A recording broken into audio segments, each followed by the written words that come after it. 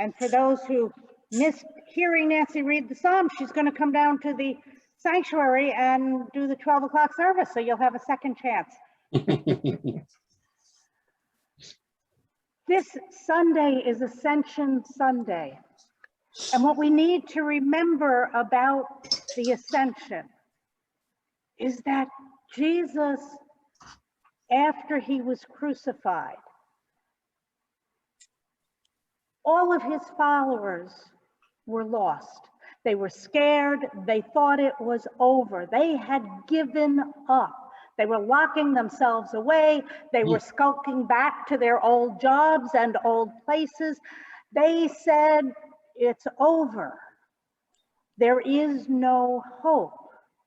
But Jesus started appearing to them. Jesus started showing up at the beach where they were fishing, and he ate breakfast with them. He showed up on the walk to Emmaus. He started showing up in all these places.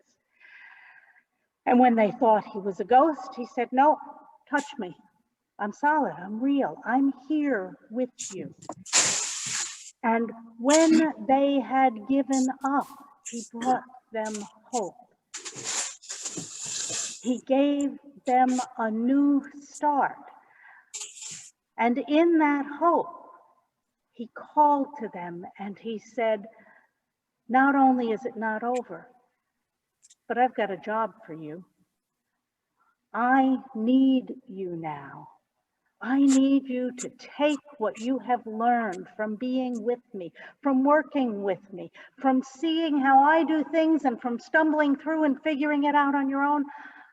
I need you now to continue the dance, to continue to bring this out to all the world, to every place you go. And those disciples who were so scared to begin with, who were so sure that it was over, we hear here that they worshiped him and returned to Jerusalem with great joy. And they were continually in the temple blessing God. They went from great sorrow and fear and giving up to great joy. They went from the day of Good Friday, where they started to hide for fear of being hurt, to being out and open and accepting that indeed they might get hurt. They no longer feared because they had something so much better. That assurance that Christ is with them and will be with them. A year and 2 months ago, we locked up this building. A year and 2 months ago, programs that we were doing came to an end. We stopped having Sunday school. We stopped dinner church. We stopped choir. We stopped all of these things and we hid in our houses. And we wondered if we would ever get out of it as the months dragged on. Week after week, month after month, we wondered if it would ever end, if we would ever find our way back into new life. But Jesus did not go away. Even in the midst of all of that closing down, Jesus was here calling us into new ways of being together, calling us into new ways of reaching out, calling us into new ways of being present for each other, loving each other, praying with each other, caring for each other.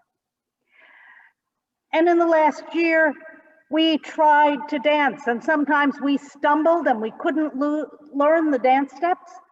And it was pretty painful and awful, but then things would open up.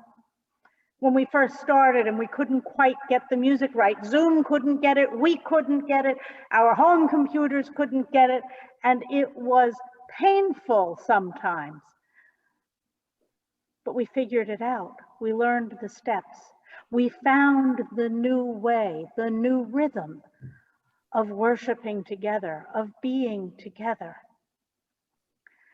Christ didn't leave us alone. Christ promised us then and promises us now that there is the Paraclete, the Holy Advocate, the Holy Spirit that is with us and resides in us, that pushes us out when we want to just sit home and get fat and not do nothing, that pulls us out when we need encouragement, that is there by our side, whispering the tune in our ear, calling us into the dance. We are blessed, and we are blessed to be a blessing. The CDC is